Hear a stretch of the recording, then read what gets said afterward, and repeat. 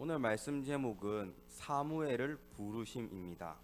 오늘 말씀 제목처럼 오늘 본문의 배경은 하나님께서 어린 사무엘을 부르시는 장면입니다. 그래서 사무엘상 3장을 사무엘의 소명장이라고도 합니다. 부르심 또는 사명, 소명이라고 합니다. 영어로는 콜링이라는 단어를 많이 씁니다. 하나님께서 사무엘을 부르신 것처럼, 콜링하신 것처럼 당연히 오늘 이 기도의 자리에 모이신 성도님들 한 분 한 분을 하나님의 자녀이자 그리스도인으로 하나님께서 부르셨습니다. 그래서 오늘 사무엘 부르신 말씀을 통하여서 내 신앙에도 적용하여서 많은 은혜 누리시는 시간 되길 바랍니다. 오늘 우리에게 주는 말씀, 우리 첫 번째 자막 보고 같이 읽겠습니다. 하나님의 은혜로 부르셨습니다. 한나가 서원 기도로 낳은 사무엘은 어릴 때부터 성도에서 자랐습니다. 이 당시는 1절 말씀에 기록된 것처럼 하나님의 말씀이 희귀한 시대가 되었습니다. 하나님이 늘 선지자를 보내서 말씀을 선포하셨는데 더 이상 이스라엘을 향해서 아무런 말씀도 하지 않으셨습니다. 왜냐하면 우리가 추측할 수 있는 것은 사무엘의 아버지는 엘가나인데, 기억할지 모르겠지만 엘가나는 한나 외에 브닌나라는 첩이 있었고 이 첩 때문에 집안 분위기가 안 좋았습니다. 이것처럼 이스라엘 백성들이 거룩하게 살아야 하는데 가나안 족속의 문화를 받아들여서 하나님 말씀대로 살지 않았기 때문입니다. 이 당시 이스라엘 종교 지도자였던 엘리도 마찬가지였습니다. 엘리도 제사장으로서 하나님 아는 지식은 많았겠지만, 율례와 법도 많이 알았겠지만 그 마음은, 그 믿음은 온전하지 못했습니다. 하나님을 섬기는 것이 아니라 그의 아들들 홈리와 비느하스를 더 사랑했고 홈리와 비느하스를 섬겼습니다. 홈리와 비느하스는 똑같이 제사장이었지만 하나님께 바쳐질 제물을 횡령했고 하나님 성막에서 봉사하는 자매들과 간음을 저지르는 타락한 제사장의 모습을 보여주고 있습니다. 하나님은 제사장뿐만 아니라 이스라엘 백성 자체가 죄를 많이 짓고 있었기에, 말씀에 불순종한 족속이었기에 더 이상 이스라엘을 향해서 그 어떠한 말씀도 하지 않았다라고 말씀이 시작합니다. 이때 어린 사무엘이 등장합니다. 우리 오늘 본문 말씀 7절과 8절을 우리 자막을 통해서 같이 읽겠습니다. 사무엘이 아직 여호와를 알지 못하고 여호와의 말씀도 아직 그에게 나타나지 아니한 때라. 여호와께서 세 번째 사무엘을 부르시는지라. 그가 일어나 엘리에게로 가서 이르되 당신이 나를 부르셨기로 내가 여기 있나이다 하니 엘리가 여호와께서 이 아이를 부르신 줄을 깨닫고, 말씀하지 않으셨던 하나님께서 드디어 말씀하셨습니다. 바로 사무엘을 찾고 있으셨습니다. 사무엘이 얼마나 어렸는지 방금 읽은 7절 말씀은 사무엘이 아직 여호와를 알지 못하고 되어 있습니다. 우리 어린아이들, 특히 이제 유치부 아이들로 가서 하나님 물어보면 잘 알지 못합니다. 교회가 좋아서 나오고 예수님 사랑해요라고 하지만 예수님 누구냐고 물어보면 제대로 대답을 못합니다. 그만큼 어린 사무엘을 하나님께서 먼저 불렀습니다. 처음에는 사무엘이 착각했습니다. 어렸기 때문에 하나님 음성이 아니라 자기가 섬기는 엘리 제사장의 음성인 줄 알고 엘리를 찾아갔습니다. 엘리는 자고 있다가 나는 너를 부르지 않았다 라고 합니다. 또 음성이 들리고 엘리를 찾아가고 돌려보내고 이것이 총 3번 반복됩니다. 하나님은 사무엘을 3번이나 먼저 부르셨습니다. 그제서야 엘리는 하나님께서 사무엘을 부르신 걸 깨닫고 사무엘에게 어떻게 행동해야 할지 알려주었고, 사무엘은 그대로 행동했을 때 하나님께 주의 종이 듣겠습니다 라고 답변합니다. 이제까지 이스라엘에게 또한 엘리에게도 아무런 말씀을 하지 않으셨던 하나님께서 오늘 본문 어린 사무엘에게 말씀하기 시작합니다. 그리고 사무엘을 이제 선지자 겸 사사로 부르시기 시작했습니다. 사랑하는 성도님들, 오늘 본문인 사무엘상 3장은 하나님께서 어린 사무엘을 부르시는 말씀입니다. 사무엘이 먼저 하나님을 찾은 것이 아닙니다. 자고 있었을 뿐인데 하나님께서 사무엘을 세 번이나 불렀습니다. 7절 말씀 보시면 알겠지만 여호와를 알지 못하고 그 당시 사무엘은 너무 오래 하나님을 알지 못했습니다. 그 하나님께서는 사무엘 먼저 찾아오시고 세 번이나 계속 기다리면서 사무엘을 부르셨습니다. 여기서 알 수 있는 점은 하나님의 부르심은 은혜라는 점입니다. 성경을 읽다 보면 소명장, 콜링장이 여러 군데 등장합니다. 대표적으로 예레미야 소명을 읽어보시면 제가 혼자 읽겠습니다. 예레미야 1장 5절에 내가 너를 모태에 짓기 전에 너를 알았고 내가 배에서 나오기 전에 너를 성별하였고 너를 여러 나라의 선지자로 세웠노라. 하나님께서는 예레미야가 어머니 뱃속에 생기기 전부터 예레미야를 이미 선지자로 부르셨다라고 말씀하셨습니다. 예레미야의 부르심도 은혜라는 것을 알 수 있습니다. 신약에 있는 예수님의 부르심도 마찬가지입니다. 마가복음 1장 10절 말씀에 예수께서 이르시되 나를 따라오라 내가 너희를 사람 먹는 어부가 되게 하리라. 마태복음 9장 9절에도 마태라는 사람이 세간에 앉아 있는 걸 보시고 이르시되 나를 따르라 하시니 일어나 따르니라. 예수님께서 12제자를 부르실 때 먼저 지원할 사람 선착순이다 라고 하지 않았습니다. 베드로, 안드레, 야고보, 요한에게 먼저 다가갔고 그들을 제자로 나를 따라오라 하셨고 세리 마태도 마찬가지입니다. 마태에게도 나를 따라오라 라고 말씀하셨습니다. 이처럼 하나님 즉 예수님의 부르심은 사람의 노력과 의지와 재능이 아니라 배경이 아니라 철저히 하나님의 은혜임을 알 수 있습니다. 다들 아시는 사도행전에 기록된 사도 바울도 마찬가지입니다. 사도 바울은 원래는 하나님을 예수님 믿는 자들을 잡아서 괴롭히고 죽이는 자였습니다. 한 예수님께서 담에색에서 빛으로 오셔서 바울을 사도로 부르셨습니다. 이후 바울은 이렇게 고백합니다. 우리 갈라디아서 1장 15절 말씀 우리 자막 보고 같이 읽겠습니다. 그러나 내 어머니의 태로부터 나를 택정하시고 그의 은혜로 나를 부르신 이가. 방 고백은 바울의 고백입니다. 바울은 자기 신이 사도가 된 것은 복음을 전하는 것은 하나님의 은혜가 어머니의 뱃속에 있을 때 나를 선택하셨고 하나님 은혜로 나를 부르셨다라고 고백하고 있습니다. 이처럼 오늘 본문인 사무엘뿐만 아니라 성경에 기록된 신앙의 선진들은 모두 다 하나님의 부르심이 먼저 있었고 이 부르심은 오직 은혜였다라는 사실입니다. 그렇게 이 자리에 모인 우리도 마찬가지입니다. 나도 마찬가지입니다. 지금 내가 예수님 믿고 베델교회에 나와서 예배드리고 섬기는 것은 모두 다 하나님의 은혜입니다. 오늘 장로님이 찬양이 되셨던 은혜란 찬양 가사에도 보시면 내가 걸어왔던 모든 순간이 당연한 게 아니라 하나님의 은혜였소.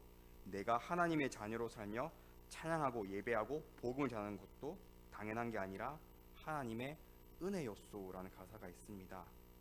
이처럼 내가 지금 신앙생활을 하고 예수님을 알고 믿고 깨닫고 천국을 소망하는 삶 철저히 하나님의 은혜였다는 사실입니다. 그런데 문제가 뭐냐면 이 은혜의 소명을 시간이 지나면 지키는 분도 있겠지만 감사하는 분도 있겠지만 잊어버리는 분들도 많다라는 것입니다. 사무엘의 반대에는 엘리와 엘리 가정도 안 불렀을까요? 아닙니다. 엘리도 이스라엘 사사라고 되어 있습니다. 하지만 그는 세월이 지나자 더 이상 하나님이 아니라 자신의 아들들을 더 사랑했습니다. 목회를 하다 보면 다양한 사람을 만나는데 제 주변에 있는 목사님들 중에서도 목회를 안 한다라고 합니다. 목회는 철저히 하나님의 은혜의 부르심입니다. 성직이라고 하지 않습니까? 거룩한 직업 아무나 할 수 있는 게 아닙니다. 물어보면 이런저런 얘기를 하면서 목회 그만두고 트럭을 샀다, 택시를 샀다, 할 줄 아는 게 운전밖에 없으니까 저희들은 뭐 노가다를 뛰러 간다 뭐 이런 얘기하는데 1년 뒤, 2년 뒤 다시 물어보면 더 살기 힘들어졌다라고 합니다. 소명은 내 상태, 내 생각의 기준에서 내려놓는 것이 아닙니다. 하나님의 은혜였으니 감사하며 섬겨야 합니다. 힘들면 내려놓는 것이 아니라 기도를 해야 합니다. 그렇지 않겠습니까? 예수님의 소명은 우리를 살리시기 위해서 십자가를 지신 소명이었습니다. 이 땅에 오신 이유도 십자가지 않습니까? 예수님 인간의 몸이었기 때문에, 또한 그의 영혼은 신이었기 때문에, 하나님이었기 때문에 십자가의 고통을 알고 계셨습니다. 그래서 어떻게 하셨습니까? 내려놓으셨습니까? 겟세마네 동산에서 땀이 피가 떨어지도록 기도했다라고 성경 기록하고 있습니다. 예수님도 기도로서 소명을 감당하셨고 이루셨습니다. 하지만 예수님의 십자가 삶을 받는 피조물에 불과한 내가 조금 힘들다는 이유로, 교회에 보면 봉사가 많지 않습니까? 이 많은 봉사 중에 내가 힘들다는 이유로 내려놓겠습니다, 1년 쉬겠습니다, 이런 얘기 들을 때마다 가장 많이 가슴이 아픕니다. 내 삶을 되돌아보면 하나님 은혜가 이렇게 많습니다. 지금도 북한 이런 나라는 은혜가 없는 곳입니다. 솔직히 말하자면. 그렇지 않습니까? 거기 교회가 있겠습니까? 있어도 정말 목숨 걸고 믿지 않습니까? 지하교회들. 나는 지금 마음 편히 목숨 위협을 받지 않고 신앙생활하는 것 얼마나 큰 은혜입니까? 하지만 이 많은 은혜 가운데에서도 나에게 부르신 이 복음 소명 가운데, 교회에 있는 섬긴 가운데 힘들다고, 지친다고, 다른 사람도 쉬는 나도 쉬고 싶다고 내려놓는다는 것은 잘못된 생각입니다. 나는 나 자신과 주변 사람을 바라보는 것이 아니라 날 사랑해서 나를 부르신 하나님을 바라보셔야 합니다. 또한 하나님의 은혜 생각하면 감사할 수밖에 없습니다. 그래서 우리는 늘 감사해야 합니다. 나에게 없는 것을 보고 부러워하거나 원망하거나 질투하거나 한탄하는 것이 아니라 감사해야 합니다. 하나님의 부르심 은혜를 깨닫고 하나님 은혜에 감사할 때 성도는 결국 하나님을 섬길 수 있고 소명을 감당할 수 있으며 복음을 전할 수 있으며 결국 하나님의 영광을 위해서 살 수 있습니다. 소명을 내려놓는 사람들은 이유가 다양하겠지만 결국 자신의 영광을 위해서 살아가는 자들입니다. 우리는 하나님의 영광을 위해서 살아가야 합니다. 이후 어린 사무엘은 오늘 본문 읽지 않았지만 사무엘상 3장 20절을 보시면 이렇게 되어 있습니다. 단에서부터 브엘세바까지의 온 이스라엘이 사무엘은 여호와의 선지자로 세우신 이분 줄 알았더라.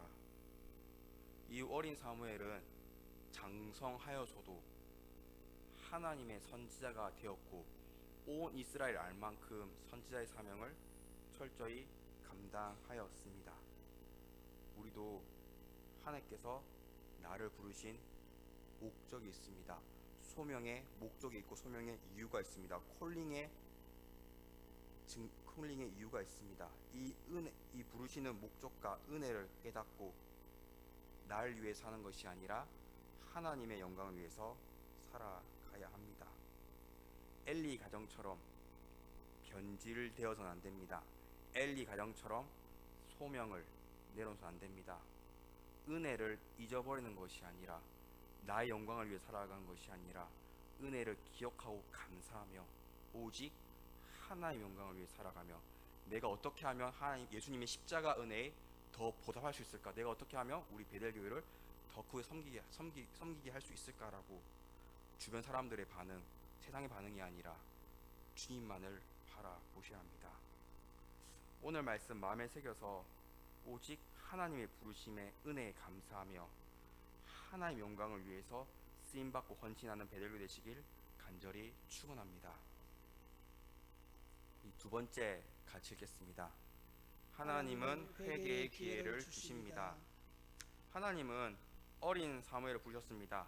그리고 하신 말씀은 너는 이렇게 말씀 전해라, 너 이렇게 제사 드려라가 아니라 딱 하나, 엘리와 엘리 가정을 향한 심판만을 말씀하였습니다. 12절부터 14절까지 오늘 보면 말씀하시는데 읽어보면 아시겠지만 오직 심판만을 엘리와 엘리 가정의 심판만 말씀하셨습니다. 그런데 이 엘리 가정에 대한 심판이 이번이 처음이 아니었습니다. 우리 사무엘상 2장 27절 말씀을 같이 합독하겠습니다.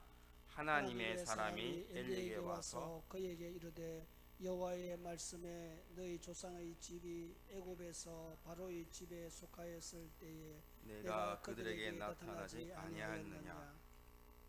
우리 사무엘상 2장 27절부터 36절 말씀이 꽤 긴데 나중에 한번 보시면 알겠지만 하나님께서는 하나님 사람을 보내서 엘리와 엘리의 가정을 책망하십니다. 출애굽의 은혜부터 많은 은혜를 베풀어 줬지만 엘리와 엘리의 아들들 즉 엘리 가정은 죄를 범했다라고 책망하는 것입니다. 32장 이 엘리를 향한 책망했을 때 엘리와 엘리 가정은 회개했을까요? 책망 가운데 회개하지 않았습니다. 회개할 기회는 충분히 있었습니다. 왜냐하면 다음 장인 사무엘상 4장 15절에 엘리가 결국 심판임에 죽게 되는데 그때 엘리 나이가 무려 98세라고 기록되어 있습니다. 굉장합니다. 지금 시대도 98세 살기 쉽지가 않습니다. 100세 시대라고 하지만 고대 중동 평균 수명이 약 50세라고 합니다. 우리나라도 조선시대 때 60세를 넘기기 힘들어도 환갑잔치가 생기지 않았습니까? 엘리는 굉장히 오래 살았습니다. 그만큼 수많은 회개할 기회가 있었지만 끝까지 회개하지 않았습니다. 그래서 사무엘상 2장에서 27절에서 36절까지 하나님의 사람을 보내서 엘리에게 죄를 책망하며 회개의 말씀을 선포했습니다만 엘리 가정은 회개하지 않습니다. 우리 오늘 본문 14절 말씀을 같이 합독하겠습니다. 그러므로 내가 엘리의 집에 대하여 맹세하기를 엘리의 집의 죄악을 제물로나 예물로나 영원히 속죄함을 받지 못하리라 하였노라 하셨더라. 어린 사무엘에게 엘리를 향한 하신 말씀은 영원히 속죄함을 너와 내 가정 즉 내 아들들은 영원 속죄함을 받지 못한다라고 말씀하셨습니다. 하나님께서는 회개의 기회를 주시다가 더 이상 못 참겠다. 너는 회개를 하더라도 용서해주지 않겠다라고 말씀하셨습니다. 사무엘상 2장 27절부터 36절이 엘리 가정에 대한 심판 예고라 있습니다. 책망을 했습니다. 이때 보시면 알겠지만 영원히 속죄함을 받지 못한다 말씀이 없습니다. 즉 2장까지는 하나님께서는 엘리에게 기회를 줬습니다. 네가 이렇게 잘못했으니까 너희 가정이 회개하라. 하지만 세월이 지나고 끝까지 회개하지 않자 마지막으로 사무엘을 부르시고 가서 전해라. 너와 내 집은 내가 영원히 용서해주지 않겠다라고 말씀하셨습니다. 사무엘에게 이렇게 말씀하시고 다음 날이 되었습니다. 사무엘이 얼마나 놀랐을까요? 그래서 밤도 못 잤다고 합니다. 엘리도 궁금해서 사무엘이 물어봅니다. 어제 하나님께서 무슨 말씀하셨니? 오늘 본문 아니지만 우리 이제 18절 말씀 같이 읽겠습니다. 사무엘이 그것을 그에게 자세히 말하고 조금도 숨기지 아니하니 그가 이르되 여호와시니 선하신 대로 하실 것이니라 하니라. 엘리는 심판의 말씀을 듣고 영원히 속죄를 받지 못한다라는 말씀을 듣고 큰일 났다라고 반응하지 않습니다. 우리 같으면 하나님께서 갑자기 꿈에 나타나가지고 내가 너와 내 가정을 다 죽여버리겠다라고 하면 하나님 살려주세요라고 반응하지 않겠습니까? 어찌 알고 반응하지 않겠습니까? 하지만 엘리의 반응은 담담합니다. 하나님 선하니까 선한 대로 하시겠지라고 넘기는 것입니다. 이미 엘리는 하나님이 선하다라는 이성은 있지만 신앙은 없었기 때문입니다. 신앙이 있어야 회개하는데 하나님 선하시지 하고 그냥 넘어가는 겁니다. 하나님 사무엘을 통해서 어찌 보면 마지막 기회일 수도 있습니다. 마지막 회개의 기회. 하지만 엘리는 끝까지 회개하지 않았습니다. 결국 엘리와 엘리 가정은 그 다음 장 사무엘상 4장에 심판받아서 집안이 풍비박산나게 됩니다. 사랑하는 성도님들, 엘리 가정 외에도 성경 읽다 보면 하나님은 늘 회개의 기회를 주시는 분이십니다. 이 기회를 다 놓치면 반드시 심판이 임합니다. 성경을 읽으면 회개의 중요성에 대해서 알게 됩니다. 구약 성경에서 대표적인 인물이 사울왕과 다윗왕입니다. 사울왕은 아말렉을 진멸해야 했습니다. 이스라엘 원수 하나님께서 말씀하셨습니다. 하지만 사울 왕은 이 아말렉의 재물이 탐나서 또 아말렉 왕을 살려줍니다. 하나님께서 사무엘을 보내서 사울 왕의 잘못 깨닫게 합니다. 이때 사울 왕의 반응은 변명만 합니다. 부하들이 시켰다 이런 식으로 끝까지 회개하지 않습니다. 오히려 사무엘에게 왕으로서 위엄을 채통시킬 수 있도록 나와 같이 나가서 인사 좀 해달라라고 요청합니다. 사울 왕에 있어서 중요한 것은 회개가 아니라 자신의 왕의 체면이었고 자신의 물질 욕망이었습니다. 결국 사울 왕은 버림받고 심판받습니다. 이에 반대로 다윗은 밧세바와 간음을 행하고 밧세바 남편인 우리아를 청부살인합니다. 어찌 보면 사울 왕보다 더 큰 죄악을 저지르는 최악의 왕이었습니다. 이때 하나님께서는 사울 왕에게 사무엘을 보낸 것처럼 다윗 왕에게는 나단을 보냅니다. 나단이 다윗의 죄를 꾸짖습니다. 그때 다윗의 반응은 자신의 죄악을 깨닫고 일주일간 아무것도 먹지도 않고 마시지도 않고 자지도 않고 기도만 했다라고 성경은 기록하고 있습니다. 이게 굉장한 회개인 것은 알다시피 사람이 물을 이틀만 안 마시면 힘들고 3일부터는 죽음이 다가온다라고 합니다. 다윗은 자신의 죄를 깨닫고 무려 일주일간 먹지도 않고 마시지도 않고 음식물을 일체 입에 끊고 하나님께 회개기도 합니다. 그 하나님께서는 다윗이 정말 큰 죄를 범했을지라도 그 죄를 용서해 주셨습니다. 신약도 마찬가지입니다. 예수님의 제자 중에 베드로는 자신의 안위를 위해서 예수님을 3번 부인하지 않습니까? 하지만 닭이 울자 예수님 말씀이 떠올랐고 예수님과 눈이 마주치자 자신의 잘못을 깨닫고 눈물로써 통곡했다라고 되어 있습니다. 눈물의 회개를 뜻합니다. 눈물로 회개합니다. 베드로와 반대 유다는 예수님을 은 30세기에 파는데 예수님께서도 최후의 만찬에게 유다에게 2번 말합니다. 네가 나를 팔자다. 네가 나를 팔자다. 왜 나를 파느냐라고 책망한 게 아니라 회개할 기회를 주셨습니다. 결국 유다는 그 자리 최후의 만찬 자리에 박차고 나가서 예수님을 넘겨주고 끝내는 죄책감으로 자살로 생을 마감합니다. 사울 왕과 유다의 공통점은 죄를 범했지만 회개 기회가 찾아왔지만 회개하지 않았습니다. 다윗 왕과 베드로의 공통점은 죄를 범했을 때 철저히 회개했다는 사실입니다. 사랑하는 님들, 우리도 마찬가지입니다. 우리가 사회생활이나 인간관계에서 다른 사람에게 실수할 때가 있습니다. 그때 우리 어떻게 합니까? 당연히 사과하지 않습니까? 내가 잘못했다, 내가 말실수했다 이렇게 하지 않습니까? 만약에 실수해놓고 사과하지 않으면 뭐랍니까? 그 사람들이 와 진짜 뻔뻔하다, 나쁘다라고 하지 않습니까? 사과하는 사람이 계속해서 사회생활과 인간관계 이어나갈 수 있는 것처럼 신앙생활 마찬가지입니다. 죄를 범하면 하나님께 반드시 회개해야 합니다. 하나님 우리를 사랑하사 충분한 회개의 기회를 주시는 분이십니다. 이때 내 죄를 깨닫고 회개하는 성도만이 계속해서 신앙을 지킬 수 있습니다.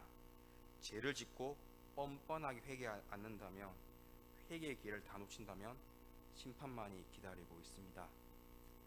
제가 아마 새벽기도 설교한 것 같은데 2달 전에 우린 합동 측인데 통합 측 총회장 목사님이 이제 불륜이 걸렸습니다. 그죠? 목사가 그러면 안 되죠. 하지만 불륜 거지르면 회개를 해야 하는데 뻔뻔하게 나왔습니다. 불륜이 아니다, 상담했을 뿐이다 라고 이렇게 반응했습니다. 모텔에 나와서 걸렸거든요. 이런 거 보면 죄를 깨닫고 회개하는 것이 얼마나 중요한 것임을 알 수 있습니다. 죄를 회개하지 않으면 사울왕과 그리고 가룟유다 그리고 오늘 엘리 가정처럼 하나님께서 그들을 버리십니다. 죄를 회개할 때 하나님께서는 죄를 용서해 주시고 버리는 것이 아니라 함께 하시고 다시 일으켜 세워 주십니다. 물론 우리가 사회적 무리를 일으킬 정도로 큰 죄를 범하지 않겠지만, 또한 우리가 죄를 범하지 않는 거룩한 삶이 최선의 신앙생활이겠지만, 살다 보면 반드시 작은 죄라도 우리는 행하게 됩니다. 우리는 연약하기 때문입니다. 중요한 것은 회개하셔야 한다는 것이 점입니다. 우리 출애굽기 32장 14절 말씀을 같이 합독하겠습니다. 여호와께서 뜻을 돌이키사 말씀하신 화를 그 백성에게 내리지 아니하시니라. 성도가 회개하면 하나님께서는 뜻을 돌이키사 말씀한 화를 그 백 내리지 아니하시리라. 이미 심판하리라고 하셨지만 아버지 잘못했습니다, 주님 잘못했습니다라고 회개하면 하나님께 돌이키신 분입니다. 왜냐하면 하나님 우리를 사랑하시는 아버지시기에 우리 하나님 자녀지 않습니까? 부모가 자녀가 아무리 나쁜 짓 해도 막 집안 돈으로 뭐 도박을 하고 나를 때린다 할지라도 무릎 꿇고 울면서 다시는 안 하겠습니다, 엄마 아빠 용서해 주세요라고 하면 이런 말 표현 안 해. 집안을 걷어낼 때 할지라도 용서해 주지 않겠습니까? 이처럼 우리가 아무리 큰 잘못을 저지를 때 할지라도 하나님께 가짜 회개가 아닌 진심을 다해서 회개를 한다면 하나님께서는 뜻을 돌이키시는 분이십니다. 심판이 아니라 회개한 자에게는 다시 일으켜 세우신 은혜를 베풀어 주시는 분입니다. 회개 가운데 은혜가 있습니다. 회개 가운데 위로가 있습니다. 가룟유다는 자살하지 않았습니까? 죄책감에서. 회개 가운데 평안이 있습니다. 오늘 말씀 마음에 새겨서 회개의 기회를 놓치지 않는 배들 되시길 축원합니다. 우리 세 번째 같이 읽겠습니다. 하나님은 동행하시는 분이십니다. 우리 19절 말씀, 사무엘상 3장 19절 말씀을 우리 같이 합독하겠습니다. 사무엘이 자라매 여호와께서 그와 함께 계셔서 그의 말이 하나도 땅에 떨어지지 않게 하시니. 하나님은 이제 어린 사무엘을 은혜로서 콜링하셨습니다. 그 다음 이제 선지자가 되었는데 사무엘의 말이 하나도 땅에 떨어지지 않았다라고 성경은 기록합니다. 놀라운 기적입니다. 사무엘이 말한 대로 다 됐다는 것입니다. 물론 사무엘이 했던 말은 뭐 우리 흔히 말하는 야 가서 죽어라 이런 게 아니라 선지자로서 하나님 말씀이었겠죠. 하나님 말씀 선포했을 때 그 말씀이 다 이루어졌습니다. 그런데 중요한 거는 이 말이 땅에 떨어지지 않는 게 중요한 게 아니라 그 앞에 말씀 보시면 알겠지만 여호와께서 그와 함께 계셔서입니다. 하나님께서 사무엘과 함께 하시니 사무엘이 하는 모든 말이, 사무엘이 대언하는 하나님 모든 말씀이 이루어졌다라는 뜻입니다. 즉 사무엘의 타고난 능력이 아니라 철저히 함께 하셨던 하나님의 능력이었다라는 뜻입니다. 이렇듯 성도는 하나님과 함께하는 것이 매우 중요합니다. 하나님이 함께할 때 성도에게 능력이 있기 때문입니다. 하나님과 함께하다, 다르게 표현하면 무엇입니까? 동행하다입니다.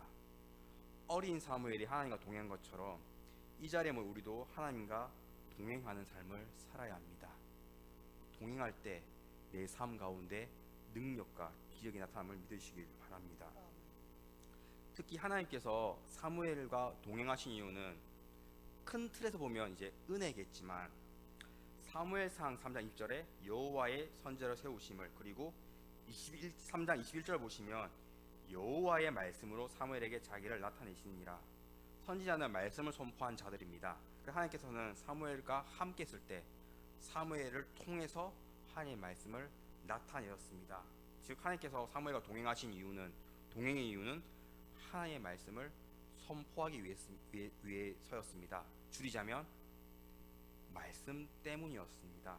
그래서 하나님과 동행해서 가장 중요한 것은 무엇이냐?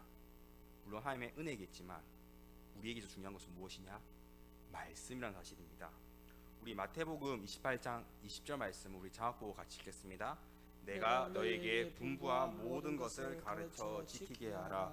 볼지어라 내가 세상 끝날까지 너희와 항상 함께 있으리라 하시니라. 마태복음 기록된 예수님의 마지막 말씀입니다. 내가 세상 끝날까지 너희와 항상 어떻게 하신다고요? 함께 하겠다, 함께 있으리라. 끝날까지 동행하겠다라고 말씀하셨습니다. 이걸 방금 마태복음 28장을 읽었는데 첫 장 1장에서는 네 글자로 임마누엘이라고 합니다. 하나님이 나와 함께 하신다, 우리와 함께 하신다. 어린 사무엘이 하나님께서 함께 동행하신 것처럼 지금 우리에게는 마태복음 말씀을 통하여서 예수님께서 이 자리에 모인 성도님들과 성도님의 가정 가운데 함께 하신다고 말씀하셨습니다. 언제까지요? 세상이 끝날 때까지. 그런데 자세히 보면 20절 20절 자세히 보면 모든 것을 가르쳐 지키게 하라. 무엇을 가르치고 무엇을 지키게 해야겠습니까? 말씀입니다. 하나님의 동행, 예수님의 동행이 더 중요한 점은 은혜, 그리고 우리에게 있어서 중요한 것은 바로 말씀입니다. 은혜의 말씀이 중요합니다. 하나님은, 예수님은 말씀을 지키는 자, 즉 말씀에 순종한 자와 동행하시지 말씀에 불순종한 자와 동행하지 않습니다. 종교개혁자인 마틴 루터도 동행이 무엇이냐라고 할 때 이렇게 말했습니다. 하나님과 동행하는 것은 끊임없이 기도하며 그분의 말씀 안에 살며 그분의 은혜를 의지하는 것이다 라고 말했습니다. 말씀과 기도와 은혜가 하나님과 동행하는 것이다 라고 했습니다. 동행하는 삶은 이처럼 말씀이 필수입니다. 말씀에 불순종한 자에게 하나님께서는 함께하지 않습니다. 왜냐하면 말씀에 불순종한다는 것은 결국 죄가 들어온다는 뜻입니다. 왜냐하면 지금 사무엘과 동행하고 계신데 사무엘 반대되는 엘리와 엘리 아들들은 이미 말씀에 불순종했습니다. 엘리 같은 경우는 하나님이 아니라 그의 아들들을 10계명 1계명과 두 번째 계명처럼 우상을 세워서 하나님이 아니라 자기 아들들 우상을 섬겼습니다. 그리고 엘리의 아들들은 횡령과 간음이라는 불순종의 말씀을 삶을 살아가게 하나님께서는 그들과 함께 하지 않았습니다. 사랑하는 성도님들, 우리는 말씀에 순종함으로써 예수님과 동행하는 삶을 살아야 합니다. 동행하는 삶이 곧 은혜의 삶입니다. 은혜로 우리를 부르셨습니다. 그리고 우리의 끝은 천국의 은혜가 있겠죠. 구원의 은혜가 있겠죠. 그리고 그 가운데는 과정이 있습니다. 이 과정은 동행의 은혜로 살아가야 합니다. 소명의 은혜, 부르심의 은혜로 시작됐으며 그 다음은 동행의 은혜고 마지막은 구원의 은혜로 우리가 끝이 나야 합니다. 이것은 말씀에 순종할 때 가능한 일입니다. 오늘 말씀 마음에 새겨서 예수님께서 직접 말씀하신 세상 끝날까지 나와 함께 하신다는 이 동행의 말씀을 기억하고 믿으며 예수님과 동행하시는 은혜의 길을 걸어가시는 성도님들과 성도님들 가정 되시길 간절히 축원합니다.